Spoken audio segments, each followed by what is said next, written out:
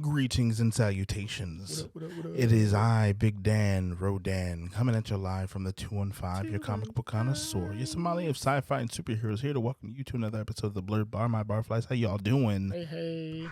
Thank you. Right, One more I'm time. on the ones and twos this time. That's right, last time. It's been a while. Now, as you can see, we are missing our ace trainer, Argent, here.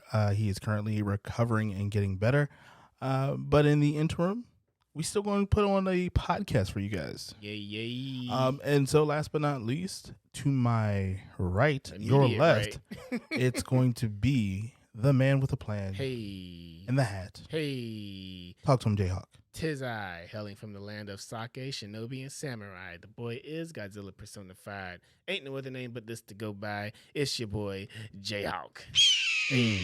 I like Doing it. his own sound effects. I like that. It's been a while. It has. Since season 1.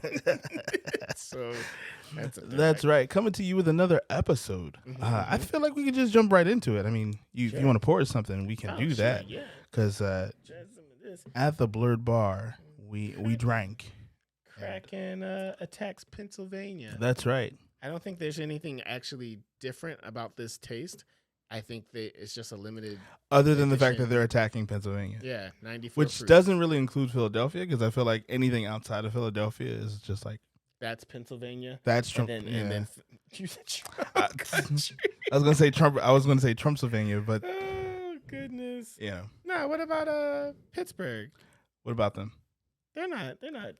I said what I said. All I'm gonna right. stand by it. All right, well, sure. Philadelphia is his own state. We all know it. While we wait, What's been going on with you? it's take it day by day. Mm-hmm. I live in a place where every day is bedtime, and no one wants it. It is literally a meme to be in this house. Just like the moment you try to do anything, it's we have a 2-year-old. That's what it is. Like the 2-year-old runs the house. You're in that era. But like she's not management, right? Like she's middle management and she yells about it all the time. But like the one who runs the house is the 8-month-old, and Rue is just like. And just to clarify, because anybody that watches the Blerd Bar, like I named my daughter Rue without ever watching Euphoria, so that's not where the name came from. I said, "Oh, like I was surprised." Like, Right. "Oh, you didn't?" Right? No, like I didn't know the story. Like you didn't know the story, right? Nor did we name her Rue from like the Hunger Games or Golden Girls, but like we were looking up like names that have meanings, and like her name means like herb of grace, and we're like, cool. We like that. It sounds nice, balanced. She is currently the dichotomy of herb of grace at the moment, and it's cool because she's so graceful and not being graceful, and it's almost like a beautiful chaos, if I could put it like, right. Well, yeah, that's how I've been. Oh, okay. It was a long way of telling you I'm tired, but that's kind of where I'm at. As you all know, Sterling is recovering, so that's how Sterling's doing at the moment. Yeah. But how are you? I am doing well. It's always something there to remind me. You poured really heavy, by the way. I did, but I'm also sipping. Okay. Yeah. I was like, It's always funny to be reminded. It's like, oh wait, this is 94 proof. Okay. the moment cool. it like hits your nostrils, right? Yeah. But no, it's just it's wedding planning, and if it's not wedding planning, it's probably work, and if it's not either of those, I'm probably asleep, to be honest. Or you're here. Or It's only 4 things you could be doing.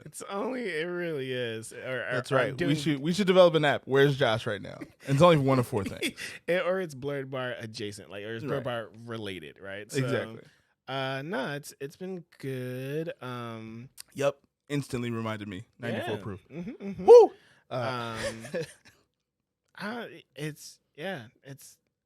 There's nothing much more to talk about. I mean, I don't know how many people need to know what it is that you get into. At the same time, people probably don't really care what I'm getting into. It's just like you know what? I'm trying to get into other animes. I have a list of animes I'm gonna try to like blitz through. And you know what's crazy? Like, because you and Sterling are such anime people, I want to be too, because I'm just like, I need to play catch up. At the same time, I'm also like, I do comic books mostly, and that's a monster of its own. And to like read 6 to 8 comics a week, and then try to be caught up by the following week, I'm behind. To that point, actually, recently I've been put on to a comic book called The Antagonist. It is really good. So good. It looks really good. So good. It seems really good. So I want to look into like picking that up, whether through, I'm guessing I have to actually go through their comics. They have like their own little website. Yeah. Because it's not like on like Barnes and Noble. No. Right? No. And you know what I think? This is completely off topic, but I'm like, I would love to be reading more like Black created. Same. That's content. What I was going to. Yeah.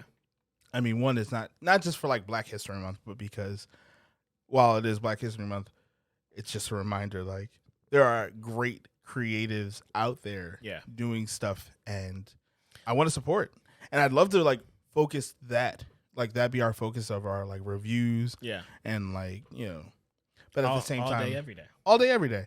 At the same time, you're like superhero comic books and stuff like that. The market is so cornered in like 96%. It's just like you say superhero, and like if you're not thinking of the big two, you're not. Who are you talking about? Right. You might be talking about Image. You might be talking about Milestone, but you're probably not. I mean, even Milestone is they're under technically DC now. Yeah. Yeah. So, you know, because of that, I feel like I'm expected to keep up with Marvel, so I'm trying. There's so many X-Men comic books. That's what's slowing me down, because that's the thing. So like with comic books, and actually with even with anime, I feel like because there is so much stuff, you have to find that one thing that you really like, and then that's just like you just dive in. And the crazy part is I like most of it, but then I'll like get through an arc or an act of like comic books that I'm just like, I just got to get back. Hopefully they're going to go back to the good stuff after this. And then you're like, oh, they're not. And you're kind of like, maybe they will, so I'm going to stay with this. To that point, I feel like with Demon Slayer, Demon Slayer. There are, especially this past season, there's been like a lot of good stuff. There are still those little things that are just like, well, that's just Zenitsu, you know. He's just gonna be who he's gonna be, and it is what it is. Yeah, see, that's the thing, right? Like sometimes anime just goes about character development so differently, which is probably the reason why anime has the fan base that it does, because like once you kind of have the heart of the character from like the first 3 episodes, after that, they don't really deviate, right? Sure. Like unless you're a main character. But like if you're a main character, even then, like the only thing that happens as far as your character development is your power level. Sure. Like Goku has not stopped being Goku. He just got stronger. Sure.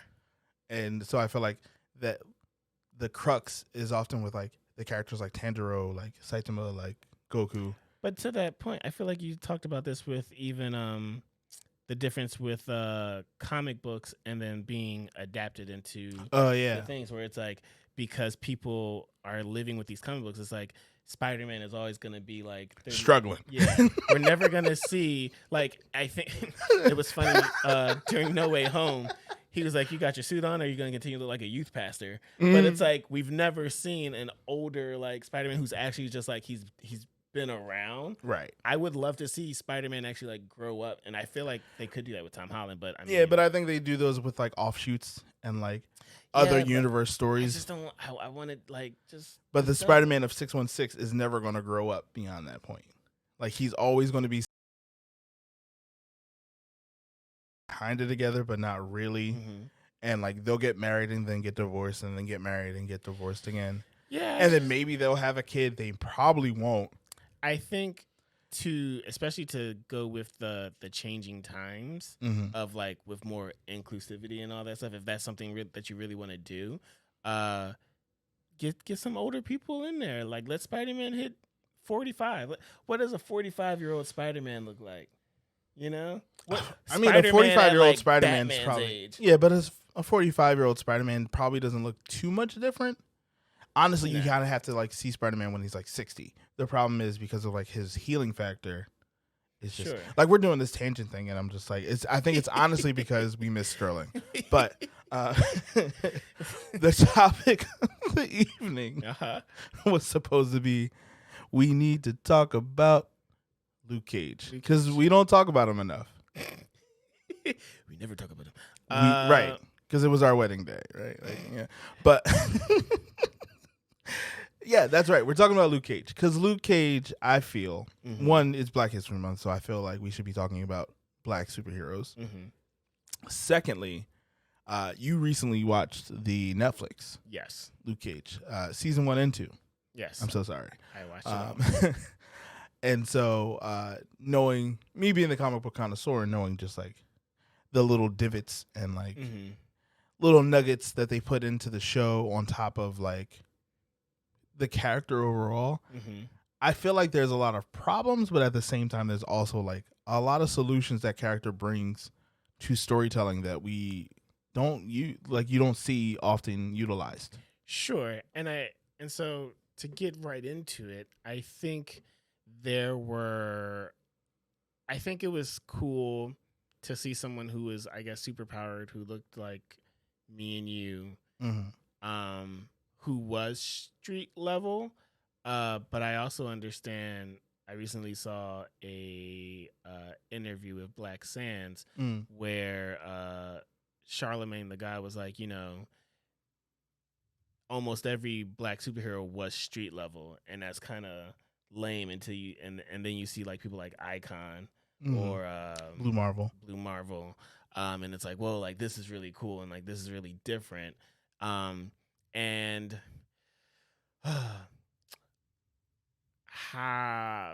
never mind. I don't want to be. I don't want to be a Republican. No, ask it. Ask the question. I just how different is it? Like, because unfortunately, where we are in history, the only way it's going to be different is that you bring like race involved, and it has to be involved because they're in America. See, yes and no, right? Like, I think the problem is that we've been told that that's like normalized for Black characters, any Black character, right? Your character could be a Black president, and we still have to somehow go back to like what trauma. Somebody has to call him a nigga, right? Somebody. And but it has to be in a way that's like overtly like life changing for them. So they're like, I'll never let somebody, I don't even think it has to be that. I think but it does, because at the same time, right? Like, you have to see them come out triumphant at the end, or a martyr. And honestly, a lot of our storytelling often stems from history as well. Right. Like, because we had real life heroes that were either cut down before their time or like, lived long enough to see themselves become the villains. Like, there's a lot of that in our history that doesn't the same way doesn't apply to like white American history, right? Like, Robert E. Lee was legit a war criminal. For anyone that's an American today, he was anti that. Was the least patriotic person you could think of when you think of the way the Civil War was positioned. But he has high schools all across this country named after him. Sure. Statues everywhere. Like, even in the North. Like, bro, you didn't even go here. Like, you don't even go here. But I think the same can be said like for Black history. A lot of it just becomes very like telescoped and very narrow viewed of like they're only a hero based on how they suffered. Okay. That's sure. Kind of the storytelling I see us kind of being forced to regurgitate. Well, and the interesting thing though, and this is a bit of another person that we should talk about, but won't be tonight. At least with what I saw in Batwoman, Luke Fox, he didn't really have that trajectory. It also wasn't his show, but it seemed like he was more going from being the man behind the chair to like being in the field. And I think that was like a really cool thing of like, oh, he's smart, but like Luke Fox or Tim Fox? Luke Fox, at least in Batwoman. Okay, so Luke Fox, like the old head. No, that's Lucius Fox. That is Lucius Fox, Luke Fox, and then you have Tim Fox or Jace Fox. That's that's Future State. Yeah. Sorry. Yeah. DC is DC. Y'all be doing a lot. But no, in Batwoman, Got it. Luke Fox. Batwing. Got it. Becomes Batwing, and just seeing him, I mean, unfortunately, even though he becomes Batwing, before he becomes Batwing, he has a altercation with not a cop. They call it a crow, which was just like it's like Allied Barton on steroids. Okay. And so it is what it is. Unlocking core memories here. Sure. But he had a run in with one of them and gets shot. And of course, it's like a white cop or a white security guard shoots him. And like there's no body cam footage. It's all very much on the nose, and I'm sure it was great for its time when it came out. And I was just like, okay. But before that moment, his character growth was really interesting, and it wasn't rooted in race. And I thought that was really cool. But at the same time, what a privilege it is to like not have to think about race. But like we don't really ever have that. So, or there's always like that inkling in the back of your head. Anywho, back to Luke Cage. I want to start off by saying, one, first and foremost, the Luke Cage we have now was not the Luke Cage that the world started with. And to that point, I know nothing about that Luke Cage. Oh, I'm going to tell you about him. But I feel like there was a lot of homage paid to him. So, at least in the first season. Yes. I mean, because it's kind of his origin, right? So you kind of have to explain some of that. Luke Cage started off known as Power Man. Right? Because he was black. Black Power, 1972. Created by 4 white guys. Is that really why his name was Power Man? Like, I mean, first of all, let's be honest. Like Black Manta? Marvel's naming convention, after a while, just started getting loose. Like they were just kind of like the Sword Master, right? He has the powers of a spider. I mean, a rat kid. A rat kid. That's an actual character, by the way. But yes, created by 4 white guys: Archie Goodwin, George Tiska, Roy Thomas, and John Romita Sr. John Romita, he's famous for a whole bunch of other characters, and that's great and everything. But I feel like with Luke Cage being the icon that he is now for like injustice and being bulletproof and all that, like we have to like talk about the fact that 4 white guys came up with this character.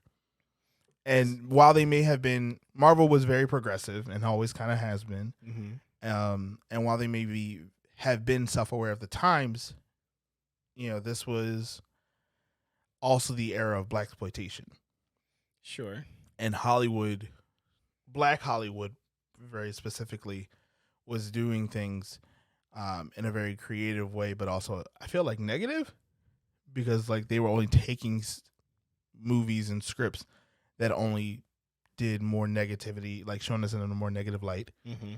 In my opinion, like if you go back and watch some blaxploitation movies from back in the day, like if you don't cringe with us now. But here's the thing though, like I feel like the same thing could be said about a lot of things back in, so like, Eddie Murphy Delirious, right? Like I would probably still laugh at it, but I would also understand. I would also be like looking around to see it, right? I'd be like looking around. Like a lot of that stuff is like, ooh, I don't know if that aged well. Right. But here's my point with the first season of Luke Cage, with it being very like. Now, are we talking about the show? We're talking about the Netflix show. The Netflix show. Okay.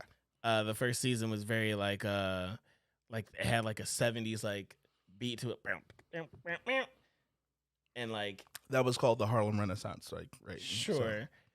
I just felt like maybe I was too young to appreciate that like, I remember this was cool. I guess. I mean, me knowing who you are, I'm like, you also love jazz, right? Sure. So like a lot of that funk and jazz, like the jazz that came from the Harlem Renaissance inspired the funk that also like thrived and came through Harlem. So I thought maybe when you were talking to me about this, I was like, I don't understand why he's not appreciating this part more. I thought the soundtrack was a great character in the show. I would have to disagree. Only That's fine. Because it was very much. Was it because it was distracting? It was a bit more distracting, and like I understand that they tried to make it a character, but I don't know. It's just I'm here for the story. Like, tell me the story. Don't sing it to me. I don't need that. like Jadena doing Chief Don't Run. Like that literally had nothing to do with anything in that episode. But what's his name? Mahershala Ali. He had to vibe out to it. Yeah. Chief Don't Run is like one of my favorite songs. I like that song a lot. I really do. I just don't think it needs to be. I don't think you need to give a whole minute and a half.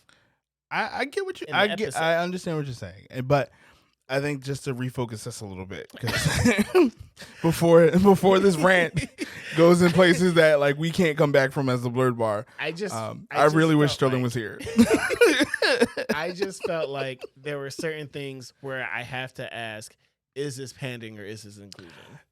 I don't know if it was pandering as much as it was. One, the showrunners were black, right? So it was Mike Coulter, a love letter. It was more of a love letter to Harlem than anything else. Sure. Okay. Mike Coulter, his wife was like is an executive at Netflix, so like that's why he got casted. Hey, I would have casted someone different. You know what? Is Mike? I wish I would have researched this, but Mike Coulter, the way he spoke, didn't give me Luke Cage vibes. I don't want to be that person, but the way he enunciated, and I was like, "Are you theater trained? Like, are you like?" He did not give me Luke Cage vibes at all. Like, he didn't give me "I'm from Harlem." He didn't give me "I'm from the South." Like, none of those. Yes, none of that. And I was just like you could have been somewhere in the black experience, but his black experience was different than ours, and we don't do that here at the Blerd Bar. Sure. But I do like agree. His friend was like Carlton Banks, and I was just like, I do agree that he had at one point went to Bel Air Academy and was just like, yeah, I think I'm gonna stay here. But which is fine. It makes sense with what the story you're trying to tell me. No, it didn't, because everybody else like had the AAVE, right? Like, sure. Like the Ebonics and like the vibe of like the streets. He was the only one that was kind of like, for him to be wearing a hoodie, it felt very much like a suit and tie. Yes. And maybe Daryl Johnson wrote the lines. Who's to say? He probably did. There were some lines that I thought he wrote, but I did have a question. Like, since because you're more new to the experience of Luke Cage than I was, and I was very well versed in who the character was before the show, and even after what happened with the show. So I wanted to ask, like, do you feel like if the character Luke Cage at any point in time in his existence has redefined the culture or added to the culture of blackness in comic books? I can't speak about in comic books. But I mean comic books as far as like comic book movies, comic book shows. Okay. Blerdom. Sure. I think the show, for what it's worth, I think the show did a good job of showing a street level crime and street level heroes. Mm-hmm. Like Luke Cage isn't about to like square off with the Hulk, right? He can, but he didn't. Could he? He could. The thing is, because of his unbreakable skin, a lot of that like force that or impact that he would feel often would like allow him to at least have like 2 or 3 minutes before getting knocked out. But so I guess because of his setting of where he is, it seemed like sure, you're bulletproof, but like not rocket proof. apparently. But also like he didn't have like hands. This Luke Cage did not. Right. That was the problem, and that was a problem at least for how I felt in the first season. I was just like, he's not a fighter. Like he just like walks around as a tank and just like and absorbs bullets. He just flails about and like. But I know how to punch. Hey. I felt like the first season was a lot of PSA about like gun violence and police brutality but it had to be though, right? Like, it had to be. A lot of it had to be, the hoodie being shredded to bullets and I say it had to be, but like, did it have to be? But it at the same time, but it did you're because right. like if we're trying to keep it at least close to the comic book Luke Cage, I imagine that's a lot of what he dealt with because he was street level. Yes and no. Because at one point he was an anti-hero. Okay. At one point he was a straight up villain. Luke Cage has worn many hats. The origin, which is crazy to me, is that he was the son of a cop, right? Mm-hmm. And so like not a preacher, but he was the son of a cop, and so there was a lot of like this antithesis of, I'm gonna do what I want in these streets, while his father, in the comic books at least, had to be a police officer. So, and I think that would have actually been a very interesting story.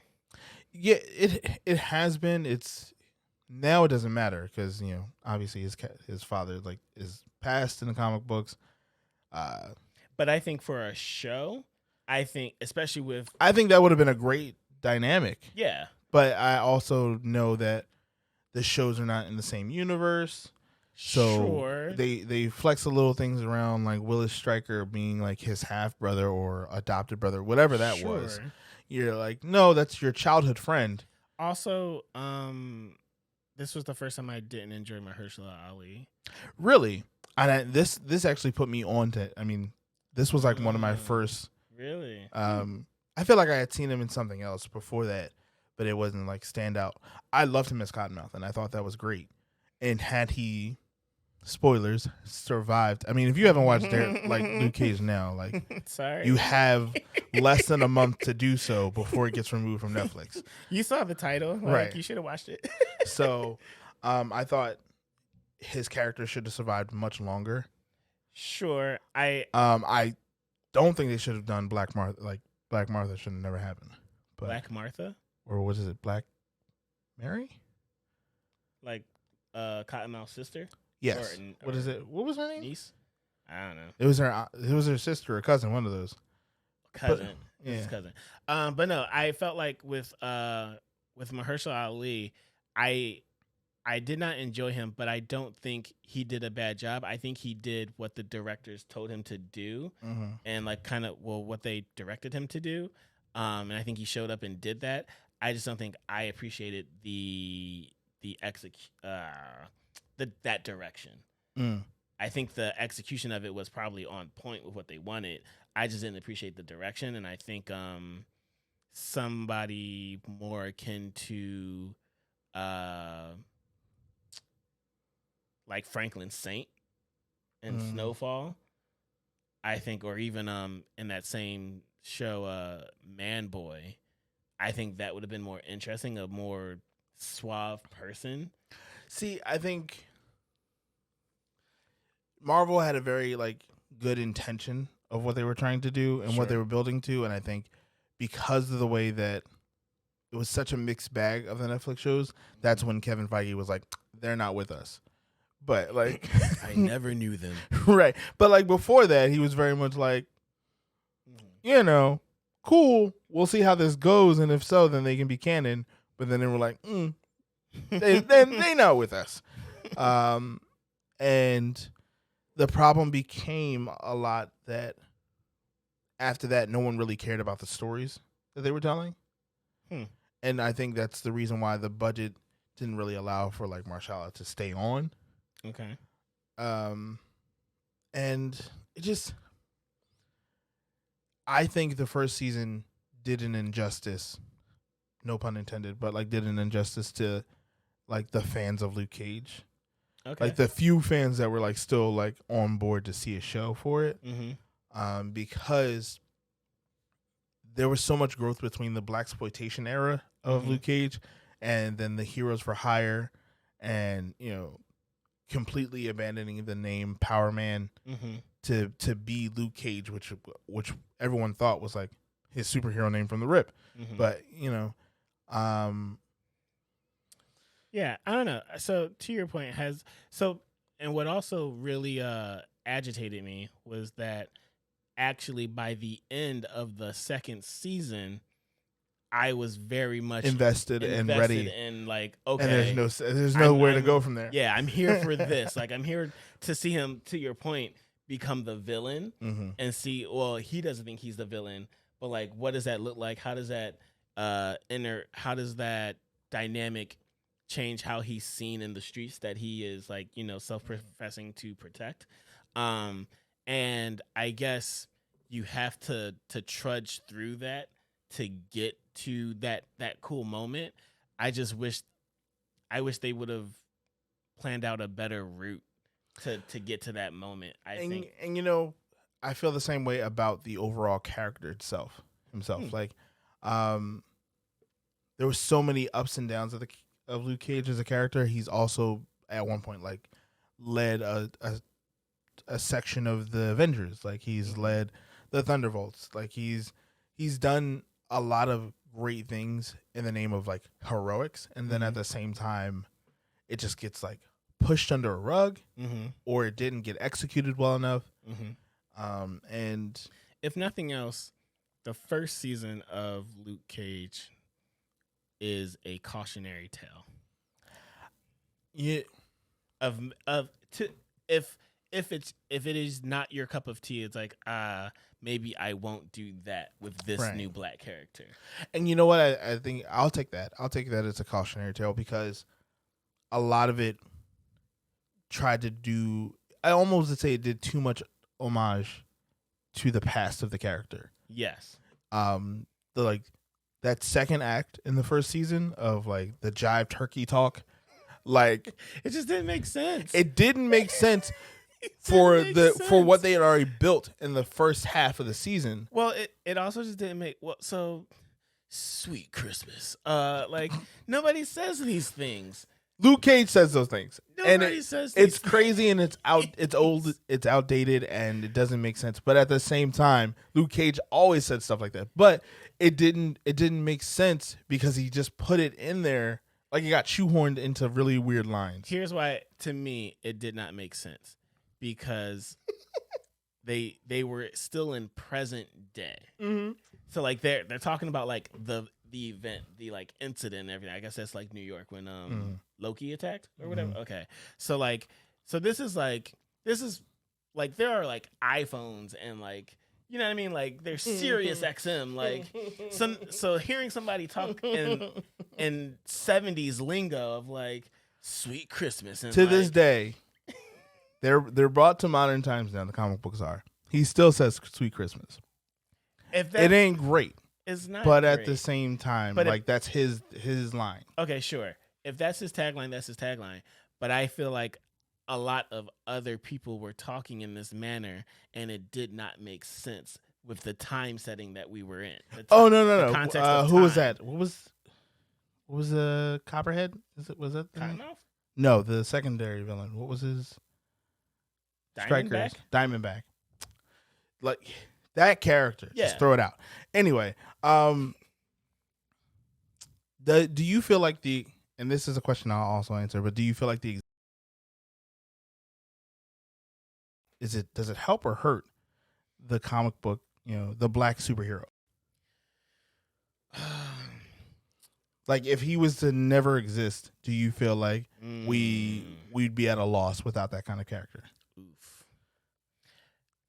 I feel like that's a heavy question and it's loaded, but I feel like unfortunately it wouldn't be a loss, because let's say he's not here, we would have just been even more hungry for something different, something new. And so then when we get to this point, it would have been like, I don't know, something would have been created. Something would have filled that void. But on the other hand, given that the time that the character was actually created, it gave people something to look to. So it's like, maybe it was the best foot forward for that time. And like we've talked about before, it's like the best foot forward at any given time, throw it down 20 years later and see if it's still like the best foot forward kind of a thing. Like yeah. And I mean, Barflies, jump in and, jump down in the comments. Right. And let us know. Tell us how you feel. Right. So it's hard to say. It's like maybe did like Luke Cage shuck and jive so that Batwing could fly? Like, I don't know. And I literally don't know. Right. But like, it's just like. But see, I don't know if Luke Cage did the shuck and jiving, but I feel like the tertiary characters around him did, and so because of that, like, sure, I would not. But does it go hand? The issue is, it seems to go hand in hand with him. Yes, it is. I would say he's a package deal. While he did not get us to where black superheroes are now, I wouldn't say, like, he's not like a key step in the stairs of like how we've gotten to the top, or how we've gotten to where we are. I would say he's kind of like a curb, like I was gonna say a landing, right? A little bit off the street, but not on it, like. And the only reason I say that is because there's so much like. NANI? I feel like with Luke Cage, there's like so much damage you'd have to undo, right? Like there's this, like he did so much good as far as the superhero is concerned, but then there was like so much negativity in the comic books and so much negativity in the shows. Freaking Danny Rand, sure. You'd have to get a better Danny Rand because I feel like they're a package deal, and I want to say this as respectfully as possible. Okay. But Luke Cage is nothing without his white characters. No. Hear me out. I've read all the comic books. Sure. So I'm up to date. Sure. Luke Cage is nothing without Jessica Jones and without Danny Rand. Well, I only say this because I've only watched the Netflix series. Right. It seemed like he was good on his own, or they did a better job of making him feel like he was on his own about it because they didn't want to acknowledge those two facts. But maybe, but that's the only reason why like they gave him this weird villain arc at the end that they never addressed, because I think the white folks kept him on the good path. Sure. That's interesting. I mean, to your point of you have to undo a lot of the good or a lot of the bad that happened. So the way that people were talking about the show, because I didn't see it, obviously, the first time it actually came out. Right. But the way that people were talking about this show, I was not expecting to hear what I heard with the music and like the lingo. I thought it was going to be a new like adaptation. Like, I mean, I said, it was homage. The showrunners really wanted to like pay tribute to the original Luke Cage. Sure. But I think it's actually very easy to undo all of this stuff. You just have to create a better storyline. Kind of like, I mean, it's funny. We're gonna go from a black guy to like a fictional white character. Maleficent. Okay. The way that, because she is Sleeping Beauty. Okay. And then then like her reimagining, where you actually get it from her side of the table, it was a very interesting new take, and I think Luke Cage could have had the same thing happen to him. I'm sorry, I had to go back because it was bothering me. Black Mariah was the name. Mariah, that was her name. Yeah. Yes. So yeah, I just think I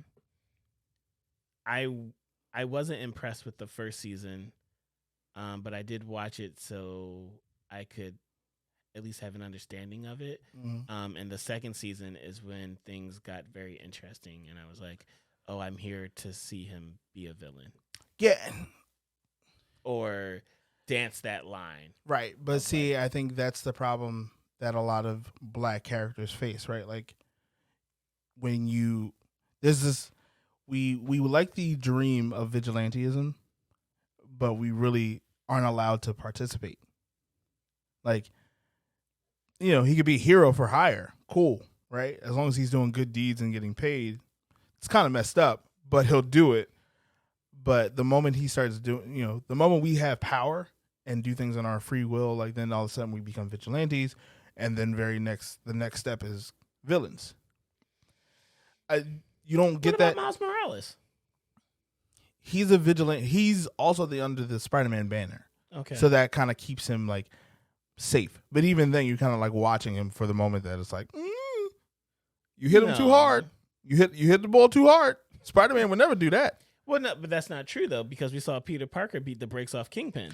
Right, but that was also in an alternate universe. So, when we talk about the 616, like canon, the default canon, as they would say, that's the problem. Often is that there's this scrutiny for black characters that we don't ever go too far, because then not necessarily, and we censor ourselves, but at the same time, we know if we don't censor ourselves, the moment that line gets, you toe that line, then white folks gonna be like, he can't be a hero if he did that. Well, I feel like tell me I'm wrong, but I feel like that goes back to what we were saying before about like what's really different about black superheroes if not race. Like right? There's always gonna be that moment of like, not Icon. Well, maybe, I don't know. I don't know his story, but like Icon went too far. Icon's also not an actual black person. Like he's an android. Right. Yeah. So, but like still, he presents. The cops don't be like, android, you almost got me. You right. You right. Next time. Like, no, don't shoot. He's an android. Right. So like, I feel like there's always that episode. There's always that arc of like, there's always like, that Fresh Prince episode of like, can you really ever be driving too slow, like to get pulled over? You know what I mean? Like, right. It and is that the, yes, it is the only difference, but like, what happens? I can't even use. I was gonna be like, but what if like Bill Cosby was a superhero? It's like, you I can't cannot. use that. You cannot. You won't do that here. So what if Uncle Phil was like a superhero? You know what I mean? But he's still like, he's an upstanding black guy, like, well-to-do black person. And it's like, can his story not be centered around race? And like, can it just be? See, the problem is, right? Naomi's trying to do that though. Right. But here's the issue, right? When we have to, black folks or black superheroes have to play the rules of the white man, the white superheroes game, which is whoever the white people deem as villains, for the most part, those are safe. You can go after them. You can hit them a little hard. But the moment you start identifying villainy in different places that, are unconventional, like places of powers of government, like seats of government and, laws, actual laws that you start challenging, because that's often the stories we start getting as black superheroes is, no, this law is unjust. I have to fight it. Like, we have to start fighting, like... How do you fight an unjust law? Right. Like, but that's often the case. Punch. Like, if you read, and this is off character a little bit, but, like, when Falcon becomes Captain America, like, he's like, no, this law is unjust. I got to fight a whole system. And so because of that, like, Luke Cage did a lot of that. Because if not you, then who? Right. But at the same time, you're like... he can do it because he's bulletproof. You can't because you're not. So, there's that. And I think that's the reason why they kind of keep Black Panther kind of away from those stories. It's a lot of like either infighting in Wakanda or like in space. Well, yeah, I mean, because, it's a different reality, right? Like he's not African American. Right. But they've done like weird stories where he's like come to the U.S. and then like he was like, I don't like that, or he's fought the KKK, like you know, those iconic stories. But I feel like, and this is my last question, I guess, in regards to it. But do you think like? Do you feel like the existence of Luke Cage does more harm than good? Of Luke Cage, the character by himself? Just like in general, right? All forms of media. Mm-hmm. Do you feel like if today or tomorrow, like, you know, not today or tomorrow, 5 years down the line, you have a son, right? Or, you know, little black boy is like, I want a superhero to read about. And like, do you give I give him Luke Cage? Do you give them Luke Cage? I mean, I probably would not, only because there's like I mean, there's a lot of storylines out there now, so you don't have to go back to the blaxploitation sweet Christmas jive turkey talk. Sure, but like there's still like there's Luke Fox. There's like so you're saying because there's a lot of Tim Chase, like Chase, whoever the new black Batman is, like. Well, he's also Tim Fox. Tim Fox, but yes. he goes by Jace Fox. Jace, that's his name. Yeah. Mm-hmm. There's that guy. There's Black Panther. there's Sam Wilson. Static Shock. Static you know what I mean? Okay. Like, so you're saying he's just like he's further down the list to the point where you wouldn't give. He's a deep dive that I don't think really we have to like. Really, I feel like he's a B character at most on the list. He's like B tier, like A list, and then like B list. Like you think he's like second string? He might be B C. I'll say C. C because he's street level. Sure. And nowadays he don't even come outside like unless like his block is getting hurt. I was about to say, if you're talking like celebrities, you think he's like a B-list celebrity? Not no more. Apparently I'm being challenged here. I mean, I don't think of him as a B-list celebrity. I would say to answer your question, then you're saying there's other options. There are other options before. There's not that he's like bad per se. If like my child was to pick him up and we're like, oh, that's interesting. Let me know when you're finished. Like, cool. But yeah, I don't think he's hurt the culture. I think there are things that you can learn from, right? Learn what to do and learn what not to do. But I don't think he's like hurt the culture. And I think anything that, you know, the fact that he's actually even been created, you know, the character has even been created. I think that's like great. It's like, oh wow, that's at least one. Shout out to the 4 white guys who were thinking about us. Hey, it is what it is. What are you gonna do? But yeah, you just take it with a grain of salt, I guess. I think you just take it with a grain of salt. How do you feel about it?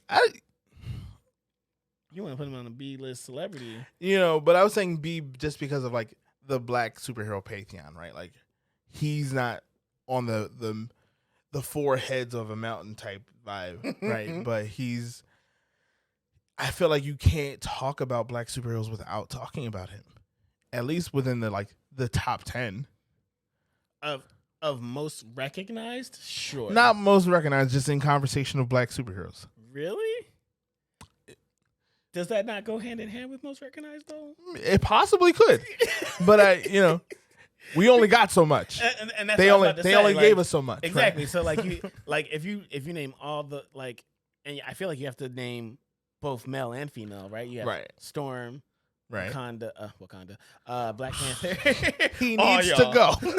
All y'all. Storm, Black Panther, Luke Cage, Static Shock, Icon. But I feel like I've only recently learned about Icon. He's new, but I mean, you put Falcon on there. Sure. Unfortunately you have to, like, you know, he talk to birds, but he does. I mean, it is what it is. I mean, do you count Black Manta? No? Okay, that's fine. See, and it all depends on who you're asking that question of, right? Mm-hmm. So I would have been like, you have Jon Stewart, Green Lantern, right? You have like Vixen, you have Blue Marvel, Blue Beetle. Know, he's Mexican. Like Young Justice? We'll talk about that later. So this is, you know how they like in the animated version, he brown. but he not. I never watch it, He's so Mexican. I was being Hispanic. rude. Yes. I was being rude. I looked at him. I was like, You saw melanin, and that's fair. That's. But like, hey, that boy we have right reached there. the end of this episode. We'll probably talk about this a little bit more at length, and if you would like to watch, you can certainly take a look at our Patreon because it'll be there. But yeah, a few questions for you, barflies. How do you feel about Luke Cage? Do you feel like Luke Cage has helped shape the culture as far as blurredom is concerned? Do you feel like Luke Cage's existence has done either harm or good? And what tier would you put him in? yeah, what tier would you put Luke Cage in? Because I really want the fan base to start like we got to talk about these characters a little bit more because, and we didn't ask this question in the actual podcast, but like, if you find this character to be problematic, can they be redeemed?